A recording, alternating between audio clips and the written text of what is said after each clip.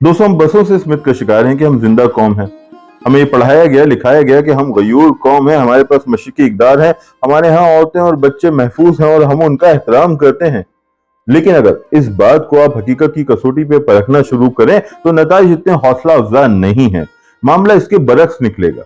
दोस्तों, याद रखेंगे, किसी भी कौम को अजीम कौम उसकी गैरत से ज्यादा तालीम, शऊर और उसकी माशी हैसियत बनाती है, और इन तीन शोबों में हम बाकी कौमों से पीछे दिखाई देते हैं और हम वक्तन फवक्तन अपनी इन नाकामियों का इजहार करते रहते हैं। जैसे गुज़िश्ता दिनों इंडिया में एक डॉक्टर का रेप हुआ, उस रेप के बाद हमारे यहाँ जो कमेंट सामने आए वो परेशान कुन तो थे मगर नए नहीं थे। हम इसी की तवक्को करते आए हैं। सच तो यह है कि अगर आप साहिल अदीम ही के फार्मूले को इख्तियार करें और पाकिस्तान में 100 मर्दों से सर्वे करें एक रेप विक्टिम के बारे में या रेप इंसिडेंट के बारे में, तो आपको यह हौलनाक इंकशाफ होगा कि इन मर्दों में से कम 80% रेप विक्टिम से हमदर्दी करने के बजाय रेपिस्ट के हक में दलाइल तराशने लगेंगे। और यही इस बार भी हो रहा है और बदकिस्मती से आगे भी यही होगा।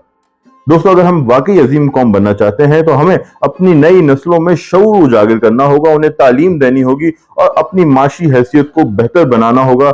मगर सवाल यह है कि ये सब होगा कैसे? आगे तो फकत अंधेरा है।